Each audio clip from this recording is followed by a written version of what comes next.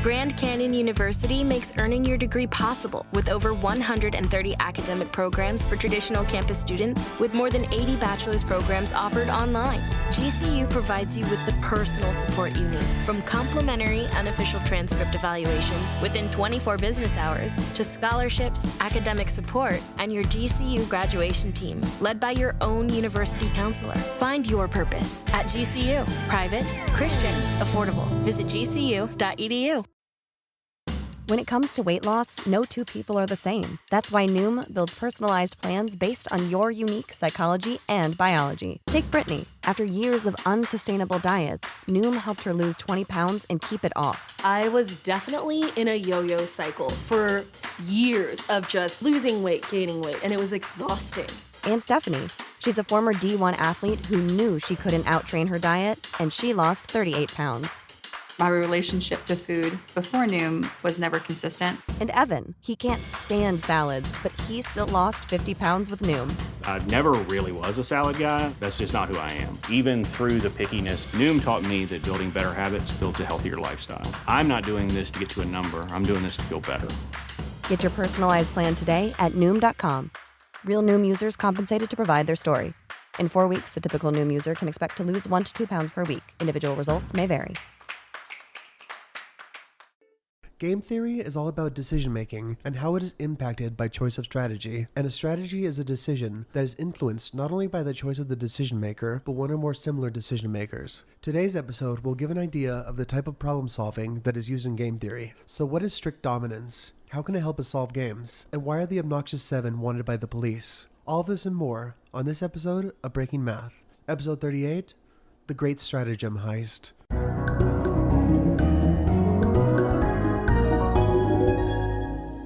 I'm Sophia, and filling in for Gabriel is my mom, Diane Baca. Thanks for being on the show. You are very welcome. So today we're going to be talking about game theory, and you listened to the previous episode, so do you want to give a recap based on what you understand? Oh, well, that'll be interesting. Okay, yes. This is a test for breaking math. The hard part about this is that I, of course, am not super knowledgeable about game theory, so this is going to be fun.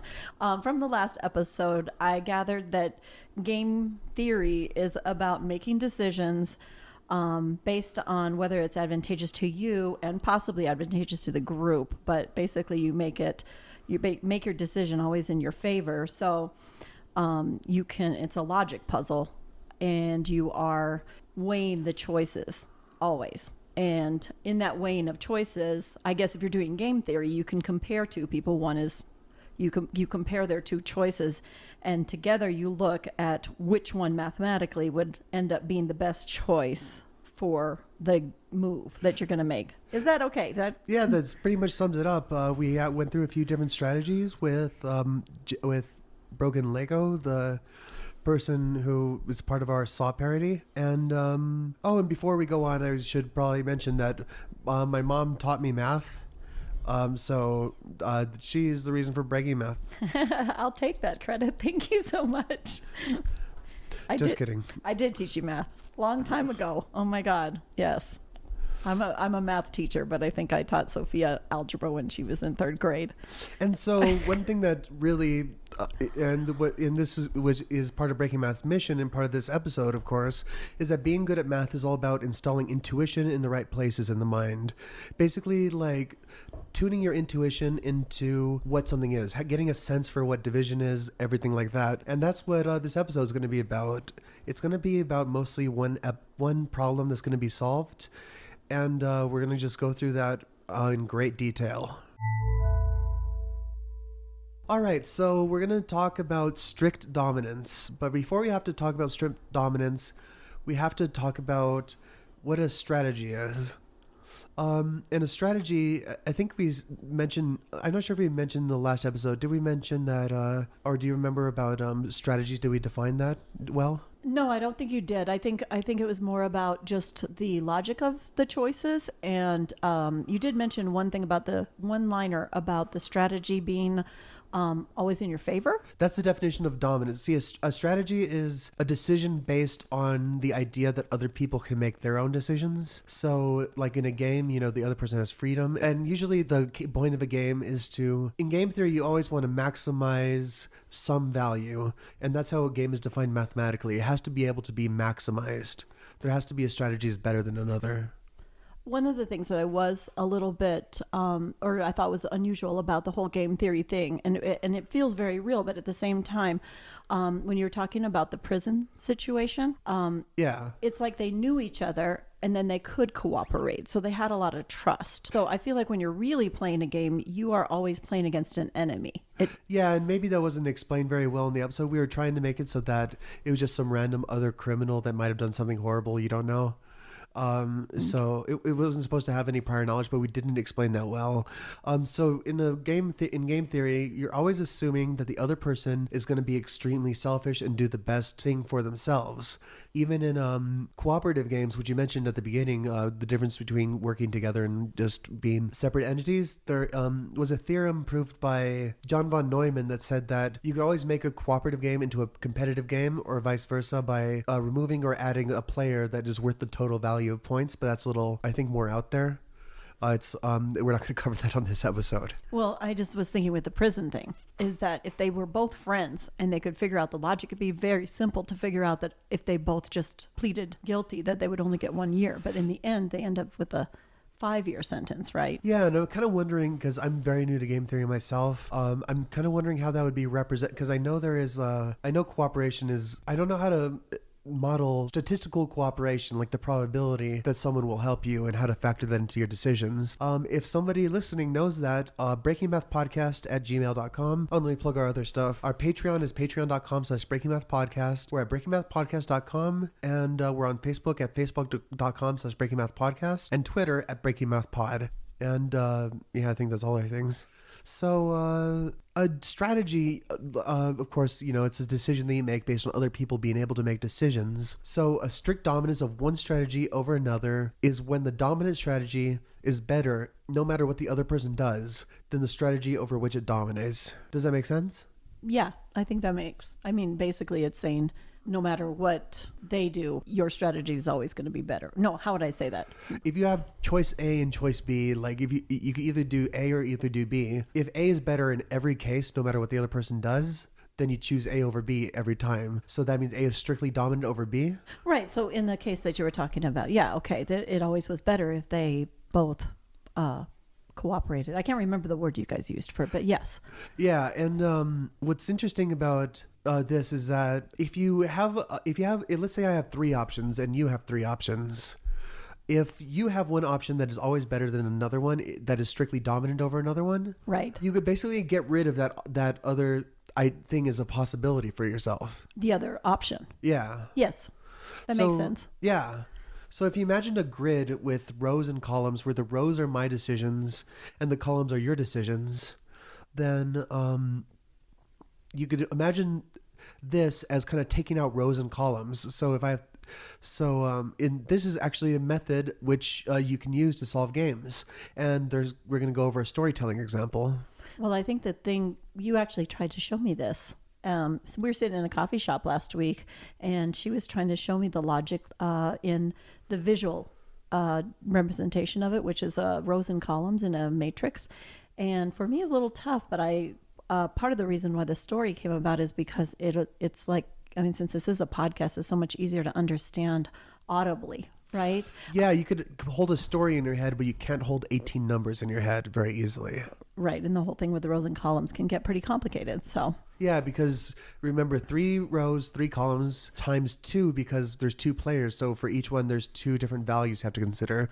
And to recap, the value of like a decision, it's basically a thing that allows you to decide what is better than another decision. So it's you don't care about the other person's points, you only care about your own points. So the other person could have like 1,000,000 points and you could have 2, but you could have, that could be your best strategy, and it could even be qualitatively better. It doesn't matter how it's represented. So it's not a matter of numbers. We're not comparing numbers of each player. We're just comparing the numbers on each player's options. Yeah, their own numbers. Yeah, and their own possible moves. The story of the Obnoxious Seven. The criminal gang, the Obnoxious Seven, are a gang of 5 people, told you they are obnoxious, who've sworn an oath of allegiance to one another and, except for the spineless head honcho, would never crack under interrogation. The police only care about getting as much evidence as necessary to bring the Obnoxious Seven to justice, will arrest any they find just in case, but they expect no information from them.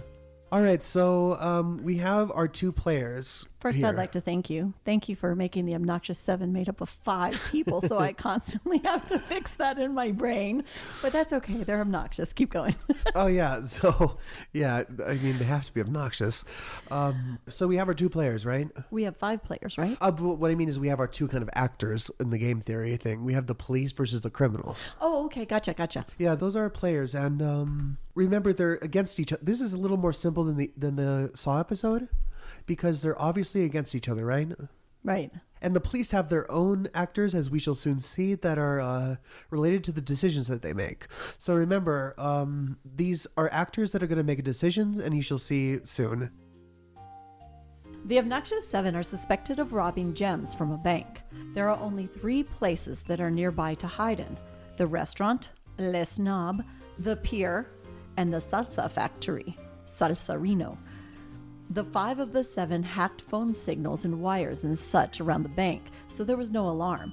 And so the police have responded after the Obnoxious Seven and even some witnesses have left the scene and gone back to their business. The Obnoxious Seven do this kind of thing on the reg, so people have kind of a shrug-it-off attitude towards crimes. The police can either send in Sandra, the detective, Pete and Tom, the patrol officers, or a SWAT team just itching to make arrests.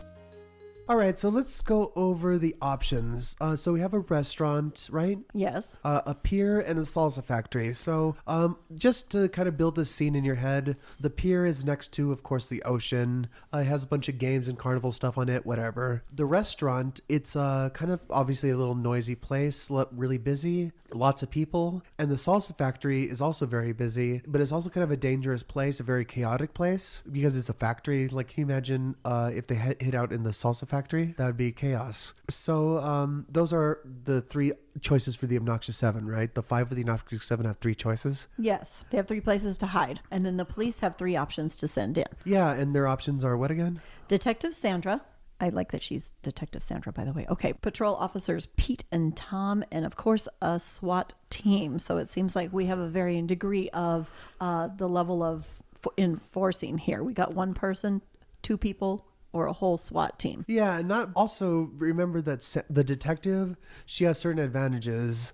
Like she might know how to gather information better than the patrol officers. The patrol officers might know the Obnoxious Seven better, and the SWAT team obviously has more brute force, but they're more blunt about what they do. Got it. No, yeah, I totally get that. So we have different choices. That's the whole point. Yeah. So now we're going to go over what happens in every situation. So hang tight. So now we're going to go over what happens in Le Snob, the fancy restaurant.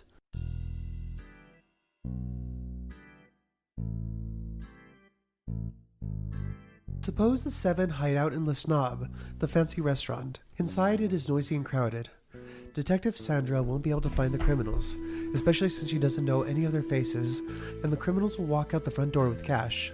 She'll be able to round up a few witnesses, though. The patrol officers Pete and Tom will be able to arrest a couple of the people that they recognize, but for the most part, the most they'll get otherwise are a few scant clues dropped by the criminals.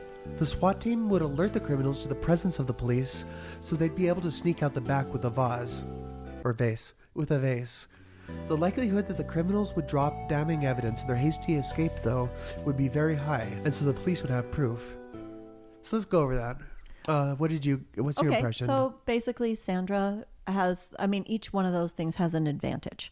Okay, and we also are assuming some kind of action on the part of the criminals, right? So if Sandra goes into the restaurant, okay, the criminals, it's assumed that they're going to be able to walk out the front door with cash. So not only had they stolen gems, now they're going to be able to steal cash from the restaurant.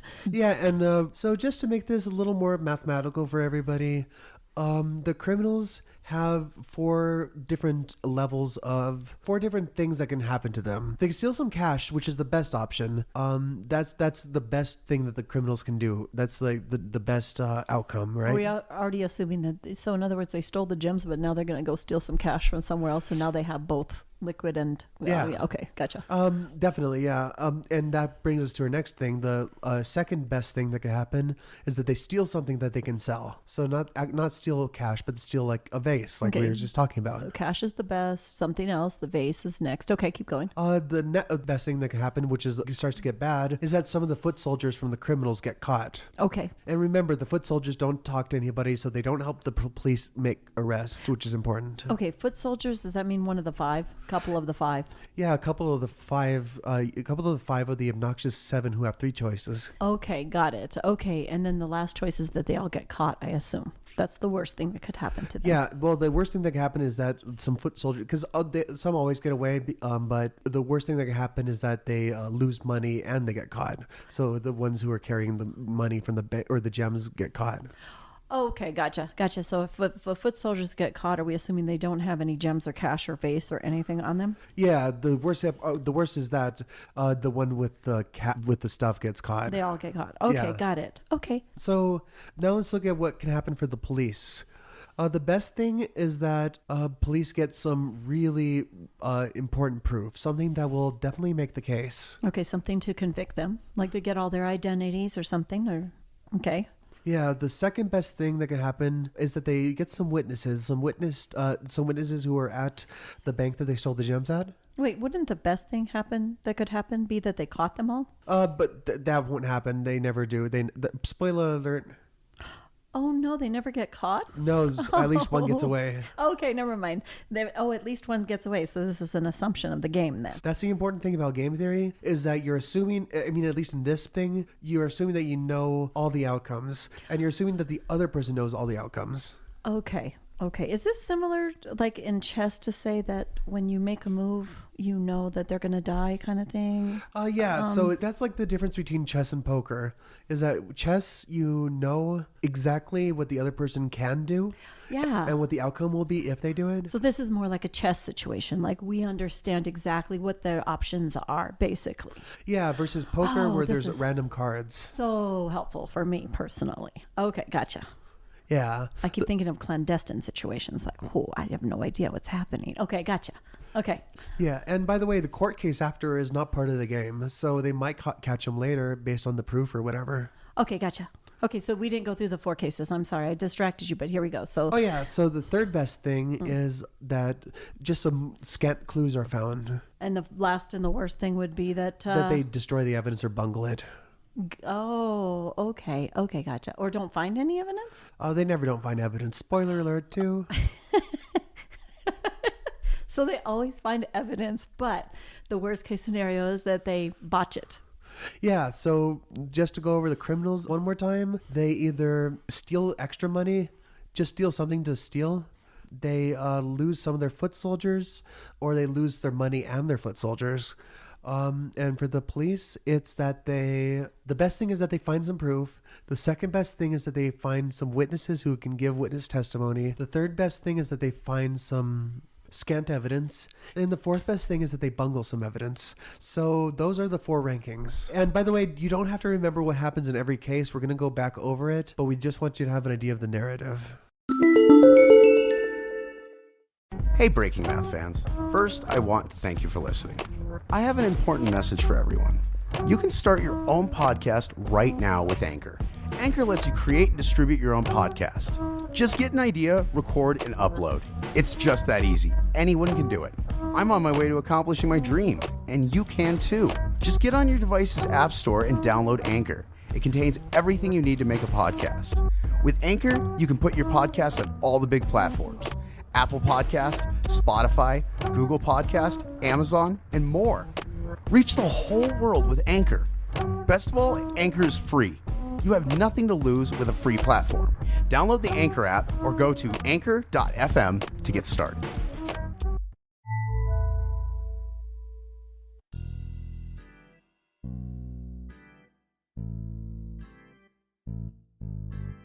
Now suppose the seven hide out around the pier. The pier is where the detective Sandra does a lot of her work. If she goes to the pier, she'll probably be able to recognize the suspicious behavior typical of people like the robbers among the people around that open environment and arrest the ringleader and probably even extract a confession. The pier is so wide open, though, that Pete and Tom would be more visible to the criminals than vice versa, and so the criminals would be able to hide in one of the prize booths and leave with a bunch of stuffed animals as loot. But they would be able to find some witnesses to the crime. And I just want to interject here that this is the second best option for the criminals because they leave with the stuffed animals that they could sell. And remember this option 2. And the police, though, it's also option 2 for them because they would be able to find some witnesses to the crime. And remember, the only better thing is absolute proof. Okay, and the SWAT team would be able to, through sheer numbers and with a flanking attack, be able to arrest a bunch of foot soldiers, including the ones who were carrying the loot from the bank. Worst option for the criminals, but keep going. But it's very likely that the SWAT team would drop the evidence in the ocean. It's happened like every time before. So also the worst option for the police. Okay, so we're just going over the strategies for place by place now, but then we're going to go over person by the people that the police send in. And as you'll see, the police have one strategy that's strictly dominant.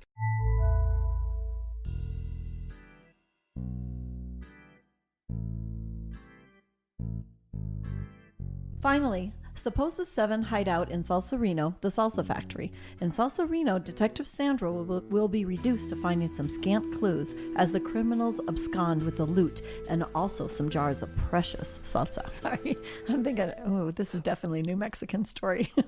Yeah, I mean, no, it's not green chili. Oh, that's true. Yeah, Actually, okay, it's a green chili factory now. We're retconning it. No, it's green chili salsa. Okay. Yeah, it's green chili salsa. Yeah, that we drink with our Coke Pepsi. I know, right? Our Pepsi Coke. Albuquerque jokes. Yeah, remember, this is because the factory is a very busy place. Detective Sandra is good at her job, but remember the criminals are running and they can go through hallways and all that. Second best option for the criminals, they find the salsa, but third best option for the police, they only find clues. Okay, continuing. If the patrol officers Pete and Tom are sent in, they'll be able to arrest some foot soldiers, but since they don't really have the authority to shut down Salsarino, it's likely that in the pandemonium they will ruin the evidence that they have. Obviously, that is the worst option for the police, right? Well, no, they did arrest some foot soldiers, so that's good for them. But they bungled the evidence. Oh, yeah. Okay. So that is the third best option for the criminals, right? The Yes. arrest. So basically, this is a pretty bad option for both of them, but keep going. If they send in the SWAT team, however, they will be noticed by all the workers, which will likely include someone who was at the bank, who can be interviewed by the police, and the police will arrest a few foot soldiers. So second best option for the police, but third best option for the criminals, right? Uh-huh. Awesome. So now we're going to look at the strategies, but from the point of view of the police. So the question we ask now is, what is the best strategy for both the police and the Obnoxious Seven? Okay. So in the case of this, what we're doing is we're going to be comparing what they all can do. And we know all the choices, both sides. The police know everything on the criminal side, the criminal know everything on the police side, correct? Yep. Okay. So they know their hands. Yes. They know okay. each other's hands too. Got it. Okay. We can show that the detective is a better option to send in than the patrol officers in every case. Because at the restaurant... Okay, so now we're looking at a method. Okay, we're going to compare the detectives versus the patrol officers, right? Yeah. And if we compare them, the detective is always better than the patrol officers? Yeah, because if they go into the restaurant... Okay, so Detective Sandra goes in, she'll be able to find some witnesses, but the police will only be able to get some scant clues, and witnesses are better than clues, right? Exactly. So in that case, detective's better than police. All right, yeah, and at the pier, Detective Sandra, she's the one who arrested the ringleader who is spineless, if you remember the introduction. So that is basically proof, and the police can only find witnesses to the crime, so that is better in that situation. Absolutely. And in the last situation, the detective can only find some scant clues, but Pete and Tom actually bungle the evidence. Right. So in every case, Detective Sandra is better. So we are going to eliminate Pete and Tom as an option for police action. Exactly. And now there's no strict dominance, though, between... let's look at the detective versus the SWAT team. Okay. Can we eliminate one? Let's go through. Okay, so in the first case at Les Snobs, okay, if they send in the detective, of course, she was going to be able to find some evidence, some witnesses. And the SWAT team was going to be able to find Absolute proof. absolute proof. Right. So the SWAT team is going to find absolute proof. So in that case, the SWAT team is better. Yeah, so Sandra loses. So what about in the pier? All right, so in the pier, the SWAT team arrests some foot soldiers, but remember they bungle the evidence? Right, but then Sandra actually gets the ringleader at the pier. So Yeah, she's she gets better. proof. Yeah. Right. Okay, so in that case, Sandra's better. So we've already Yeah, so we showed there's no strict dominance there because strict dominance has to be in every case. Yes. Okay. So we're out of options for iterated elimination for the police. Now we got to switch to the criminals options and what they can do.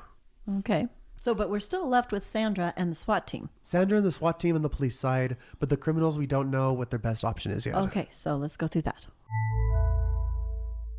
All right, so now we're going to look at what the police can do, and we're going to compare the Le Snob, the fancy restaurant, versus the pier, but we don't have to talk about Pete and Tom anymore because they're eliminated as a strategy. Right, and we're looking at what we're looking at from the criminal side right now, correct?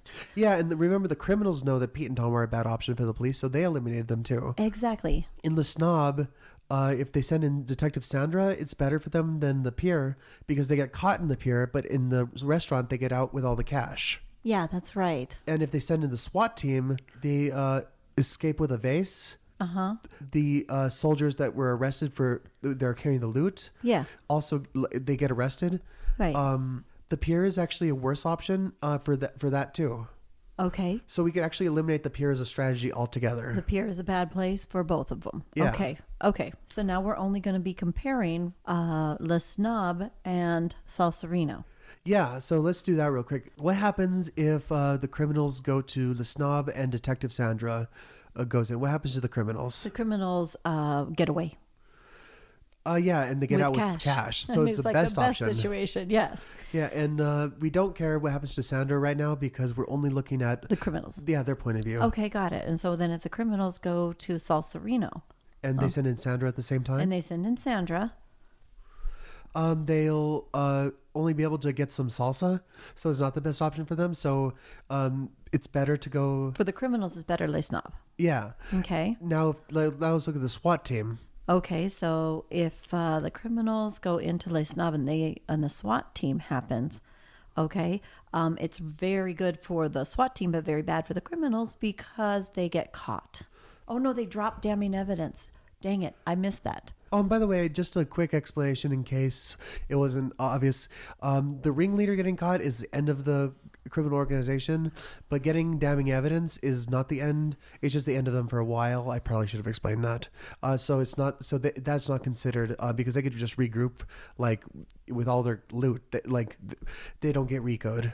Okay, got it. But still, okay, so if we compare Le Snob, in the case of Le Snob, the SWAT team would alert the criminals to the presence of the police, so they'd be able to sneak out the back with a vase. Yeah, so, and versus in Salsarino, they would get arrested by the SWAT team. Okay, so in that case, then the Snob, Le Snob is better if they send in the SWAT team. that's right. So it's better for them in each case, right? Yes. Now, one thing is you might think, well, they drop damning evidence if they go to the restaurant. Yeah, that's part of, yeah, okay. So that's not, but the reason why that doesn't matter to the criminals is because they still got the money. The only thing that could destroy the criminals if their ringleader gets caught. Okay, got it. Okay. But they could regroup, even if they find damning evidence, they're only going to convict some of Okay. the ringleaders. Okay. So in that case, then, Le Snob is a better situation than Salsarino for the criminals. Yeah, because in every case, right? Mm-hmm. So we can eliminate now Salsarino. All right, so we only have two options to consider left. We're down to two. The two options is that the Seven hide out in the Snob and Detective Sandra is sent in. And remember, Detective Sandra won't be able to find the criminals because she doesn't know any of their faces. She just got sent into this. But they'll be able to walk out the front door with cash. So it's the best option for the criminals. Right. And it is the second best option for the police. And if they send in the SWAT team, however, it is they would be able to find the worst evidence possible, the most damning evidence, but the criminals would be able to sneak out the back of the vase. So let's look from the police's point of view again. What is better, the SWAT team or Detective Sandra for the police? Okay, well, in that case, if you look at the SWAT team, they're going to have just proof, correct? Yeah. And she's going to have witnesses. So witnesses are worse than proof. Witnesses are worse than proof. So in that case, the best option would be the SWAT team. So now we know exactly what was going to happen. So now we've eliminated all of the worst choices. And so yay. So what we got is the last choice, which is that the SWAT team, it's best for the SWAT team to go into Les Knob. Exactly. It's better. It's the most logical option for both sides. And that is iterated elimination of strictly dominated strategies. And I like this, but can you give me an example of where this is used? It's used in basically solving game theory matrices. I'm actually not sure. You mean it's just a logic puzzle? Well, it is a logic puzzle, but also, as we're going to talk about on our next episode, the final one about game theory, these are essential tools in building the understanding and techniques used in doing things like analyzing global warming, for example. Because global warming is a because kind of like an if this then that kind of thing. Well, it's a cooperative game where the pot is the atmosphere, but it's also a game where the players are not acting rationally. Like it really, if you look at the evidence, some are going to act rationally, but some of them are acting. Well, in other words, there's value to their decisions. And by irrational, I don't mean I mean there's incredible amount of evidence for the fact that we're doing massive amounts of ecological damage. But what I'm thinking is that basically that you're saying, like, some people will make decisions and the decisions are the worst choice, and then some people make decisions and those decisions are the best choice, right? Yeah, and some people will make irrational decisions which are usually because of imperfect thought processes. So like countries do that when they don't act on climate change because they don't want to be the first one to have to enact policies that'll make them less money. Well, because there's lack of trust. And there's no lack of trust that the cooperation. other one will do it. Right, so this is basically used for analyzing complex situations. Yeah, the Cold War, this was used a lot, and they ignored all the evidence. I mean, all the answers. And von Neumann, he developed game theory in various ways. At one point, he thought that small nuclear bombs were the most peaceful option because they deter people from using larger nuclear bombs. He later thought that was a bad idea. Oh, how interesting. Okay, so that's for the Cold War? Yeah. So this is developed way back when? Yeah, it started in like the 30s or 40s. Oh, wow. Okay. So it actually is used it could be used in obviously real world situations as well, just not just playing around with, Johnny gets a haircut, then, Oh no, yeah, it's definitely used. It's important in business school too. Apparently, there's some elements of game theory that are taught in some business schools. So I would imagine kind of that was where I thought maybe it was going to go to, is to business decisions or economic things, but I wasn't sure. Yeah, definitely, it's a really interesting field. Game theory is all about decision making, and strategies can help define games. Strategies are decisions based on the idea that other people can make their own decisions and that those decisions can be weighed. On the next and final episode, we're going to talk about real-world applications and consequences of game theory. I am Sophia, and this has been Breaking Math. With us, we had on Diane Baca, my mom, and is there anything you want to plug? Plug? No. We have to ask all the guests that. Oh, that's so funny. I have nothing to plug.